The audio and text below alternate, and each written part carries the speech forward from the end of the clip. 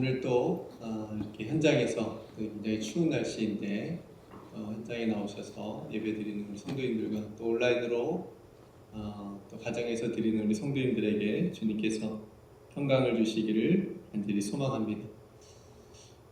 오늘 질문은 하나님께서 원하시는 것이 무엇이냐라고 하는 질문을 가지고 함께 말씀을 나누겠습니다. 신앙생활의 핵심이 무엇일까요?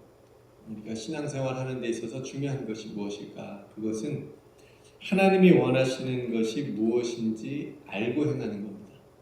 하나님이 뭘 정말 원하시는지를 알고 행하는 것이 우리 신앙생활에서 굉장히 중요한 일입니다. 그리고 듣기만 하고 행하지 않으면, 알고는 있는데 그것을 행하지 않으면 어떤 사람과 같이 되냐면 예수님이 비유로 말씀하신 것처럼 모래 위에 집을 지은 사람 같은 어리석은 사람이 된다라고 우리가 또 알 수 있게 됩니다. 더 안 좋은 것은 뭐냐면, 더 좋지 않은 것은 뭐냐면 하나님께서 원하시는 것을 잘못하는 거예요. 오해하는 거예요. 그래서 신앙생활을 하면 괜히 헛수고하는 겁니다. 열심히 수고하고 열심히 했는데 헛된 것이 될 수 있는 거죠. 왜냐하면 그게 하나님이 원하시는 것이 아니기 때문에 그렇습니다. 어느 CF 외침처럼 들어보셨는지 모르겠는데, 실컷 산에 올라갔는데, 그래서 정상에 힘들게 올라갔는데 이렇게 외치잖아요. 이 산이 아닌가요? 그러니까 올라가야 될 산이 아닌 겁니다. 그렇게 힘들게 올라갔는데 다른 산으로 잘못 올라오는 거예요. 그러니까 이런 일이 우리 신앙생활에서도 발생할 수 있다는 거죠. 그러니까 오늘 본문은 어떤 본문이냐면 금송아지 사건이 있었잖아요. 이제 하나님께서 엄청나게 노하신 사건입니다. 모세가 하나님의 말씀을 받으러 시내산에 올라갔을 때 너무 늦게 내려온다고 생각되니까 아래에서 아론과 백성들이 우리를 인도할 신을 만들어 달라 해가지고 금송아지를 만들어서 섬긴 사건이지 않았습니까? 그 금송아지 사건이 일어났을 때 모세가 간절하게 중보합니다. 하나님 한 번만 제발 용서해 주십시오. 하나님께서도 들으시고 자비를 베풀어 주시죠. 그러니까 그게 아니었으면 이스라엘의 민족의 역사가 그때 끝날 수도 있었습니다. 아니면 이제 다른 민족 세워가지고 다시 시작할 수 있었는데, 그만큼 하나님께서 진노하셨던 일인데, 어쨌든 그 일이 마무리된 후에 모세가 다시 이제 산에 올라가서 다시 말씀을, 율법을 받고 두 번째 받고 내려오게 되는데, 그 내려오는 자리에서 이제 다시 한번 이스라엘에게 묻는 겁니다. 그게 이제 오늘 본문이거든요. 이스라엘아, 정말 하나님께서 너희에게 요구하는 것이 뭔지 아냐? 물어보는 거예요. 그래서 이스라엘 백성들에게 하나님께서 원하시는 것이 무엇인지를 말씀해주는 내용이 오늘 담겨져 있습니다. 그러니까 요약하면 뭐냐면, 다시는 그런 짓 하지 말라는 거예요. 다시는 금송아지 같은 그런 거 만들지 말고 다시는 너의 목을 곧게 하지 말라. 이런 말씀을 오늘 본문에도 하지 않습니까? 그러니까 두 번 다시 그런 일을 하지 말라라는 결론입니다. 그래서 오늘 본문에 하나님께서 원하시고 하나님께서 기대하시고 하나님께서 요구하시는 것이 무엇인가? 하나님을 경외하는 거, 말씀을 지키는 거, 하나님을 사랑하고 섬기는 거, 이겁니다. 그러니까 금송아지 같은 우상을 만들어 놓고 하나님이라고 믿지 않고 섬기지 않을 수 있는 방법입니다. 그렇게 해야 하나님을 경외하고 말씀을 지키고 하나님을 사랑하고 섬겨야, 그래야 금송아지 같은 일이 다시 벌어지지 않을 것이다. 그러니까 여러분, 하나님을 경외하지 않을 때 그 세상적인 두려움이 찾아오거든요. 하나님을 경외할 때 평안이 찾아옵니다. 이거 우리가 경험을 늘 하면서 살아야 됩니다.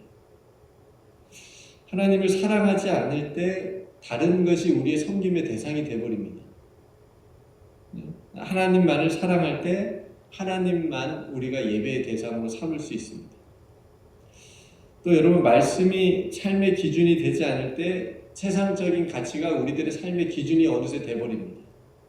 그러니까 우리들이 말하는 거를 자세히 보면 내가 지금 무엇을 삶의 기준으로 삼고 있는지를 알 수 있게 됩니다.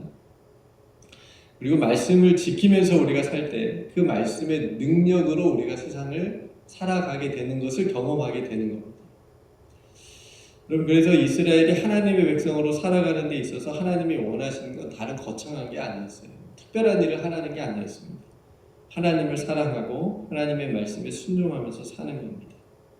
이게 굉장히 하나님께서 이스라엘 백성들에게 원하시고 요구하시고 기대하시는 거였다. 그러니까 그러기 위해서는 뭐가 필요하냐?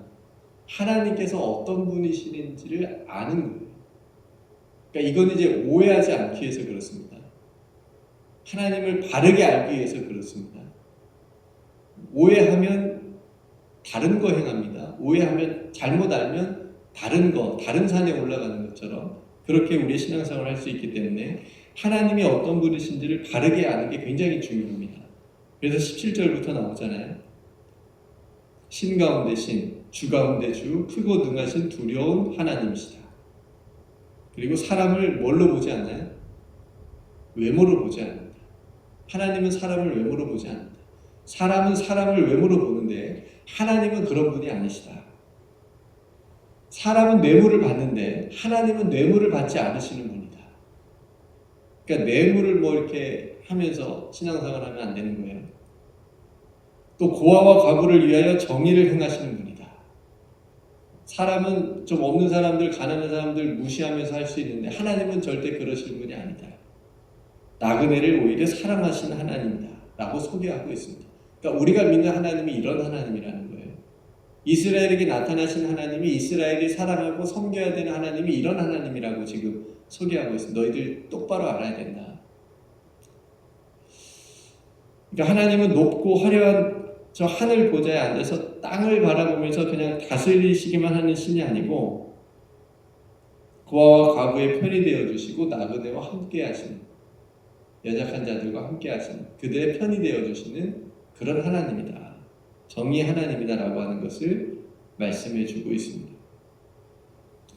그러니까 예를 들어서 하나님은 정직한 수고를 원하세요. 우리가 살아가면서 땀 흘리는 수고 해가지고 하나님 앞에 예물 드리는 걸 원하는데 불의한 헌금을 아무리 많이 한다고 해서 하나님이 받으신다고요? 안 받으신다? 안 받으신다. 교회는 모르고 좋아할 수도 있어요. 모르니까. 하나님은 다 아시잖아요.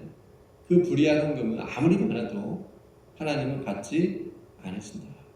그러니까 우리가 이걸 잘 알아야 돼요. 그래서 하나님이 우리가 어떤 분이신지를 알 때 하나님께서 원하시는 것을 바르게 알고 행하는 신앙생활을 할 수 있다라고 하는 겁니다. 하나님의 뜻을 오해한 사람들이 있었어요. 그것도 아주 많이요. 예수님 시대의 바리새인들이 그랬습니다. 그러니까 바리새인들은 하나님의 뜻을 본인들은 스스로 알고 있다라고, 그것도 다른 사람들은 모르는데 본인들만 알고 있다고, 그것도 아주 잘 알고 있다고 생각하면서 신앙생활한 사람들 아닙니까? 그래서 그들 나름대로 얼마나 열심히 했습니까? 스스로 어렵다 여김을 받을 정도로 얼마나 열심히 했는지. 그런데 그 의로움이 악함으로 이어지기까지 했죠. 그래서 예수님께서 그들을 얼마나 꾸중하셨습니까? 이런 말씀들이 있죠.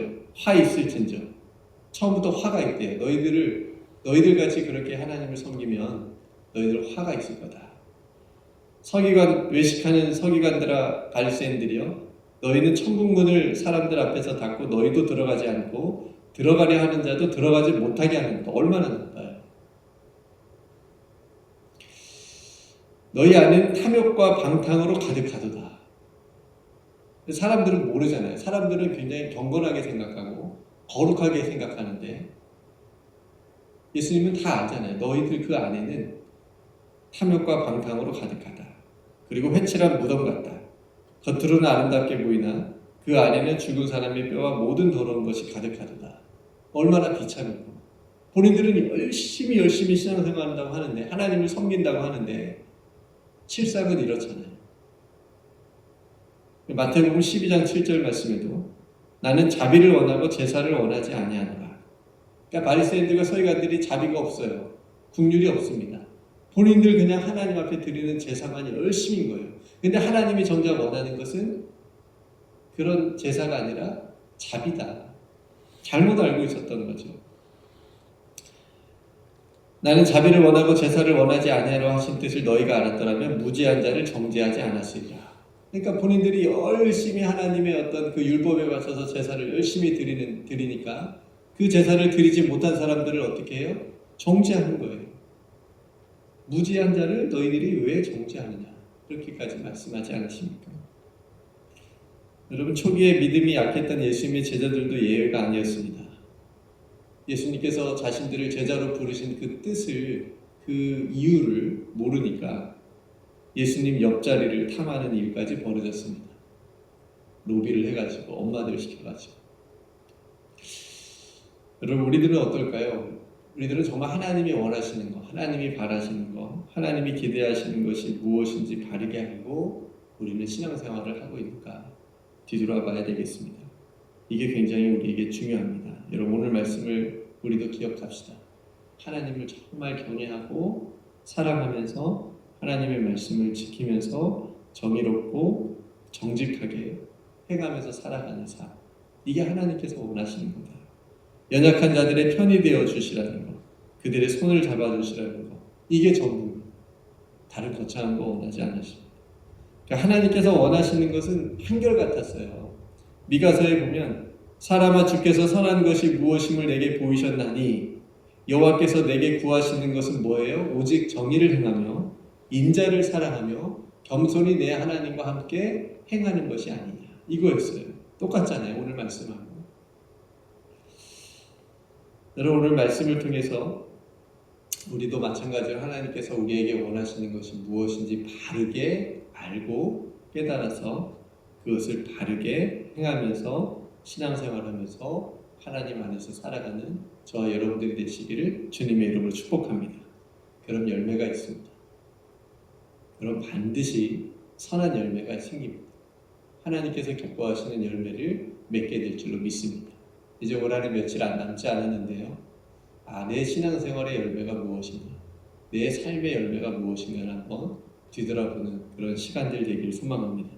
그래서 여러분들이 행하신 그 하나님의 뜻을 행하신 그 선한 행실의 믿음의 열매가 올 한해도 여러분들의 삶에 가득하시기를 주님의 이름으로 축복합니다.